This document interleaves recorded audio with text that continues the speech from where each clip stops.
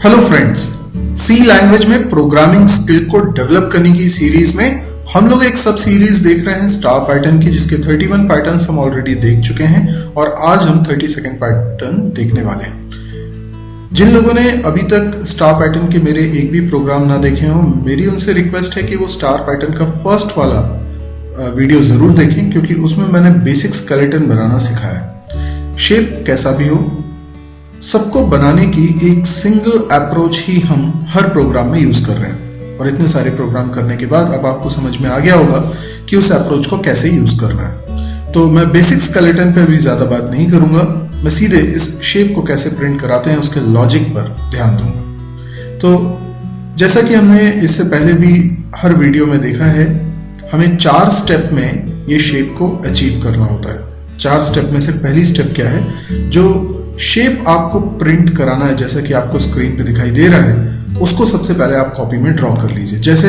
मैंने इस शेप को ड्रॉ कर लिया। इस शेप को ड्रॉ करने के साथ ही इसमें हॉरिजॉन्टल और वर्टिकल लाइंस आपको ड्रॉ करनी है, जैसा कि यहाँ डायग्राम में दिखाई दे रहा है। साथ ही आपको नंबरिंग करनी है, जो रो नंबर्स होंगे और कॉलम नंबर्स होंगे। जो रो के नंबर्स हैं उसको प्रोग्राम में मैं एक वेरिएबल आई से हैंडल करने वाला हूं, जबकि जो कॉलम के नंबर्स हैं उनको मैं एक वेरिएबल जे से हैंडल करने वाला हूं। तो आइए हम प्रोग्राम में क्या लिखेंगे उसके बारे में भी समझते हैं। तो जब हम सी लैंग्वेज में इसका प्रोग्राम बनाएंगे तो सबसे पहले हमने लिखा मेन, और मेन के बाद पैरेंथेसिस, मेन की बॉडी स्टार्ट की। इसमें हमने 2 वेरिएबल्स बना लिए, एक बना लिया आई, एक बना लिया जे। अब इसके बाद एक फॉर लूप लगाएंगे। ये बेसिक स्केलेटन के बारे में मैंने फर्स्ट वीडियो में बताया हुआ है। यहाँ आई की वैल्यू यानी रोज को डिनोट कर रही है, और अभी हमने डायग्राम में देखा कि 5 रोज हमको बनानी है। तो हम लिखेंगे i assign 1 i less than equal to 5, क्योंकि हमें 5 रोज बनानी है। आई प्लस प्लस, तो आई की एक एक वैल्यू बढ़ती जाएगी जो अलग अलग रो को डिनोट करती है। यानी शुरुआत में जब लूप चलेगा तो आई की वैल्यू होगी 1, तो इस लूप की बॉडी के अंदर आएंगे और वो सब कुछ करेंगे जो फर्स्ट रो में हमें करना है। इसके बाद आई की वैल्यू बढ़कर 2 हो जाएगी और सेकंड रो के लिए फिर से ये लूप चलेगा। तो बारी बारी से हर एक लाइन के लिए लूप चल रहा है, और हर एक लाइन में क्या होना है वो अब मैं इसके अंदर कोड करने वाला हूं। मैं इसके अंदर एक और फॉर लूप लगाने वाला हूं जो कॉलम्स के लिए होगा, क्योंकि जब आई की कोई पर्टिकुलर वैल्यू लेकर हम इस लूप की बॉडी के अंदर आते हैं तो हमें उस लाइन को पूरे को प्रिंट कराना है, जिसके लिए फिर से हमें लूप लगाना है। और उस एक लाइन में कितने कॉलम्स हैं, तो उसमें भी 5 कॉलम्स हैं, इसलिए हम लिख रहे हैं j less than equal to 5 j plus plus. तो यहां तक आपको क्लियर होगा कि हमने क्या किया।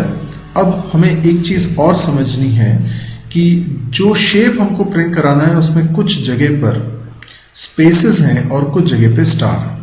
शेप कुछ भी प्रिंट कराना हो, हम हमेशा उसे रेक्टेंगुलर रीजन मानते हैं जिसमें कुछ रोज एंड कॉलम्स होते हैं। तो ये शेप में कुछ जगह पर स्टार प्रिंट हो रहा है और कुछ जगह पर स्पेस प्रिंट हो रहा है। यानी मुझे कुल मिला के 5 × 5 25 बार प्रिंटएफ चलाना है। देखिए, एक प्रिंटएफ चलने से एक लोकेशन फिल होगी, फिर वो चाहे मैं स्टार प्रिंट कराऊं या स्पेस प्रिंट कराऊं। लेकिन प्रिंटएफ कुल मिलाकर 25 बार चलेगा, क्योंकि 5 रो हैं और 5 कॉलम हैं, तो ये 25 मरतबा प्रिंटएफ को चलना चाहिए। लेकिन हर बार प्रिंटएफ स्टार नहीं प्रिंट करेगा। कभी प्रिंटएफ स्टार प्रिंट करने वाला है, कभी स्पेस प्रिंट करने वाला है। तो इस फॉर ब्लॉक के अंदर मैं एक इफ ब्लॉक बनाऊंगा जिसमें कुछ कंडीशन लिखने वाला हूं, और कंडीशन के ट्रू रहने पर मैं प्रिंट करा देना चाहता हूं स्टार सिंबल को, और कंडीशन के फॉल्स हो जाने पर यानी एल्स में मैं प्रिंट करा देता हूं स्पेस को। इसका मतलब ये जो प्रिंटएफ है दोनों में से कोई एक ही चलने वाला है, क्योंकि मैंने इफ एल्स लगाया हुआ है, और ये 25 बार चलने वाला है। ये इफ एल्स कितनी बार चलेगा? 25 बार। ठीक है, ये हाँ। और हर बार जब ये अंदर वाला फॉर लूप कंप्लीट हो जाता है तो एक रो कंप्लीट हो जाती है। उसके बाद लाइन चेंज हो सके इसके लिए \n का इस्तेमाल करेंगे। ये बन गया हमारा प्रोग्राम। अब सिर्फ बचा ये कि इफ में क्या कंडीशन लिखें। देखिए, इफ में जो कुछ भी आप लिखें वो तभी ट्रू होना चाहिए जब आप स्टार प्रिंट कराना चाहते हैं। तो इफ में कुछ i और j के टर्म्स में आपको लिखना है, क्योंकि स्टार कब प्रिंट कराना है ये i और j की वैल्यू पर निर्भर करता है। आप देख सकते हैं हर एक स्क्वायर पोजीशन i j की एक यूनिक कॉम्बिनेशन से बनती है। जैसे ये पहला वाला जो स्टार है वहाँ i की वैल्यू 1 है, j की वैल्यू 1 है। i की वैल्यू 1 और j की वैल्यू 2 पे स्पेस प्रिंट हो रहा है। तो इसका मतलब i और j की पर्टिकुलर वैल्यूज से डिसाइड होगा कि वहाँ स्टार प्रिंट होना है या स्पेस प्रिंट होना है। तो मुझे इस इफ में कुछ ऐसा लिखना है जो i j के टर्म्स में हो और वो तभी ट्रू हो जब मैं स्टार प्रिंट कराना चाहता हूँ। इसी बात के लिए हमें 3 और स्टेप्स करनी होती है। तो पहली स्टेप तो हम कर चुके हैं, ये डायग्राम बनाना। दूसरी स्टेप जो अब हम करने वाले हैं वो ये है कि i और j की वैल्यूज आपको लिखनी है। i और j की लेकिन सिर्फ वही वैल्यूज लिखनी है जिस पर कि स्टार प्रिंट होना है, क्योंकि हम इफ की कंडीशन बनाने के बारे में सोच रहे हैं। तो इफ की कंडीशन तभी ट्रू होनी चाहिए जब स्टार प्रिंट होना है। तो i की वैल्यू क्या रहे 2, तो j की वैल्यू क्या रहे 2 और 4 में से कुछ हो सकती है। इसी तरीके से i की वैल्यू 3 है तो j की वैल्यू 3 ही हो सकती है। i की वैल्यू 4 है तो j की वैल्यू 2 या 4 हो सकती है। i की वैल्यू 5 है तो j की वैल्यू 1 या 5 हो सकती है। Got it? ये हो गई हमारी स्टेप नंबर 2। स्टेप नंबर 3 हम करेंगे और स्टेप नंबर 3 में एक बार फिर i और j की वैल्यूज हम लिखेंगे, लेकिन रिलेशनल ऑपरेटर की मदद से j की वैल्यूज लिखेंगे। यानी i की वैल्यू या तो 1 हो सकती है या 2 हो सकती है या 3 हो सकती है या 4 हो सकती है। अब जैसे i की वैल्यू मान लीजिए 3 है तो आप खुद देखिए जब i की वैल्यू 3 है, सॉरी i की वैल्यू 5 तक हो सकती है, i की वैल्यू 3 है तो j की वैल्यू भी 3 होगी। पर i की वैल्यू अगर 4 है तो क्या होगी? i की वैल्यू अगर 4 है तो j की वैल्यू क्या होगी? j की वैल्यू होगी 2 या फिर 4। तो मैंने उसी बात को लिखा है लेकिन रिलेशनल ऑपरेटर की मदद से। यहां रिलेशनल ऑपरेटर लगाए j इक्वल्स टू 2 और j इक्वल्स टू 4, और साथ में लॉजिकल ऑपरेटर्स भी लगाए हैं क्योंकि ये दोनों में से कुछ भी एक होगा तो कंडीशन ट्रू होनी चाहिए। इसी प्रकार से जब i की वैल्यू 1 है तो j की वैल्यू क्या होनी चाहिए? j की वैल्यू होनी चाहिए या तो 1 या फिर 5। जब i की वैल्यू 2 है तो j की वैल्यू या तो 2 होगी या फिर j की वैल्यू होगी 4। जब i की वैल्यू 5 होगी तो j की वैल्यू या तो 1 होगी या फिर j की वैल्यू हो सकती है 5। पर i की वैल्यू जब 3 है तो j की वैल्यू भी या तो 3 होगी या j की वैल्यू 3 होगी। अच्छा, मैंने 2 बार क्यों लिखा? इसलिए लिखा क्योंकि मुझे इसको जनरलाइज करना है और मैं 3 स्टेप्स कर चुका हूं। ये हमारी स्टेप नंबर 1 थी, ये हमारी स्टेप नंबर 2 थी और ये हमने की स्टेप नंबर 3। तो अब जो मैं स्टेप नंबर 4 करने वाला हूं उस स्टेप में मुझे इसको जनरलाइज करना है। ये जो j की वैल्यूज है इसको जनरलाइज करना है। तो देखिए कैसे लिखेंगे, j इक्वल्स टू, देखिए ये सभी में कॉमन है लेकिन i की ये जो वैल्यू है यहाँ पर i के चेंज होने से ये चेंज हो रहा है 1 2 3 2 1। ठीक है, तो मैं इसको लिख सकता हूं, अगर मैं i लिख दूंगा तो क्या दिक्कत होगी? i लिख दूंगा तब तो दिक्कत होगी क्योंकि ये जो चीज है ये 3 से ज्यादा हो ही नहीं रही है। मैं इसको लिख सकता हूं अगर i लिख देता हूं, ठीक है, तो ये अभी फिलहाल तो 1 हो जाएगा। जब पहली वाली रो के लिए देखिए i की वैल्यू जब 1 है तो यहाँ 1 होना चाहिए, यस। और j की वैल्यू लिख देता हूं 6 माइनस i।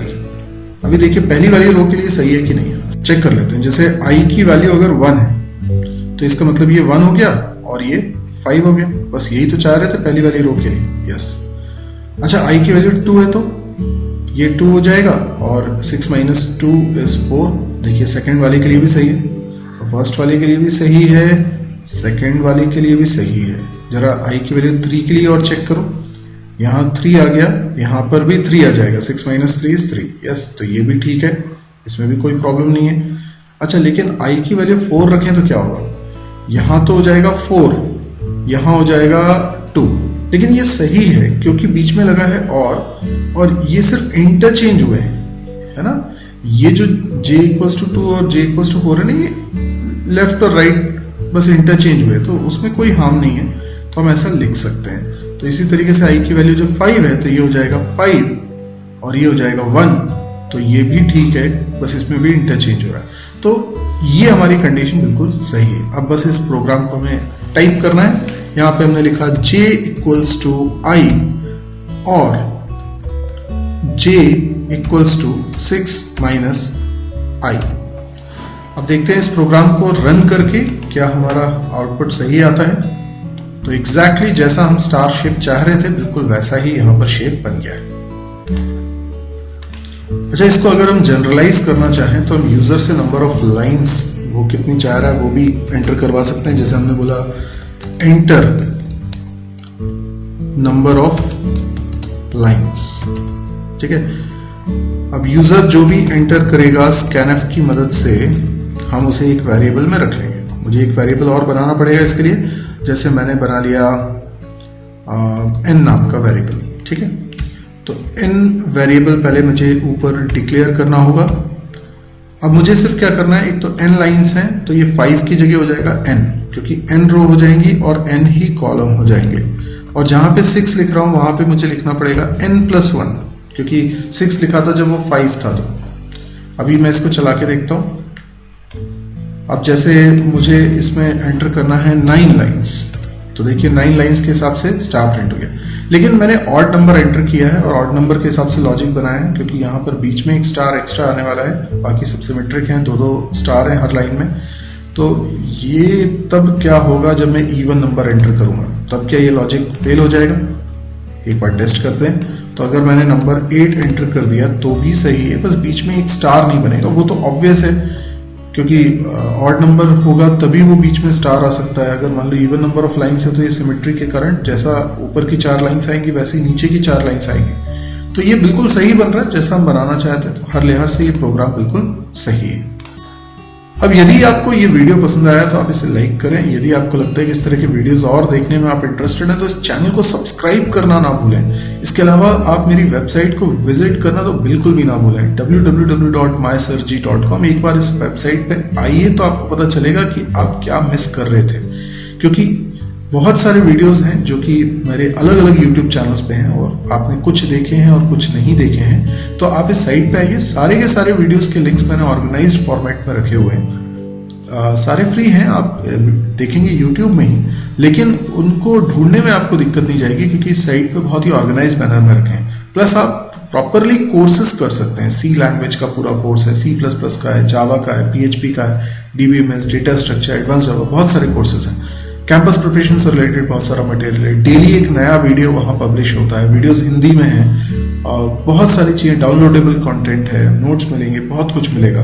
तो आप एक बार इस साइट को विजिट करें और अगर आपको लगे कि ये बहुत मीनिंगफुल वेबसाइट है, बहुत स्टूडेंट्स के काम आ सकती है वेबसाइट, तो आप प्लीज़ इसको शेयर ज़रूर करिएगा। तो क्योंकि तभी जाके हमारा मिशन सक्सेसफुल होगा। हम उस गैप को फिल करना चाह रहे हैं जो हमारे एजुकेशन सिस्टम में मौजूद है। Thank you.